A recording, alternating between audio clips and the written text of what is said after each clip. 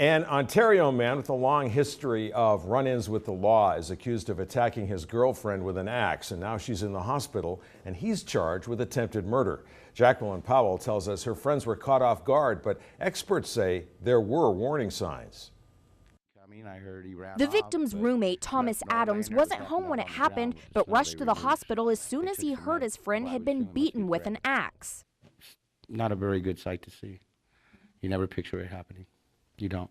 We see movies about things like this, but we never picture it ever really happening around us. It happened here at the woman's home in Ontario. Investigators say this man, Ian Inger, had been over at his girlfriend's house with her and her adult daughter. Police were told that he'd been drinking, and when the women told him to go to bed, he got upset and went outside. When he came back inside, he had an axe in one hand and a baseball bat in the other. Police say the daughter grabbed the bat out of his hand. They say both women were hit with the axe. The daughter's injury is minor, but his girlfriend's very serious. Several strikes to her head before she ran outside. Then they say, when she went outside of the house to get away from Mr. Inger, he followed her outside and continued to strike her with the axe.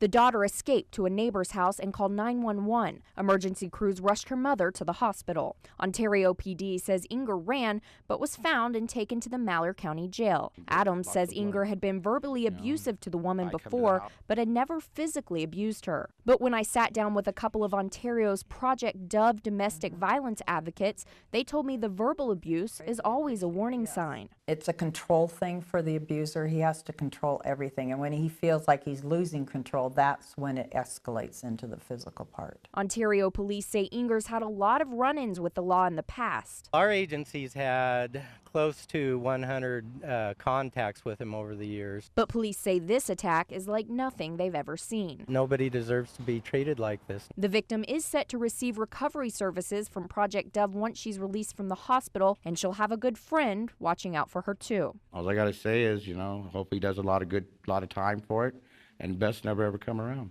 Jacqueline Powell, KBOI News. The victim was moved out of intensive care at St. Al's last night. Inger, meanwhile, has a court appearance at 1 this afternoon in Vail. A court clerk told KBOI he's being arraigned today solely on the 2 assault charges and resisting arrest.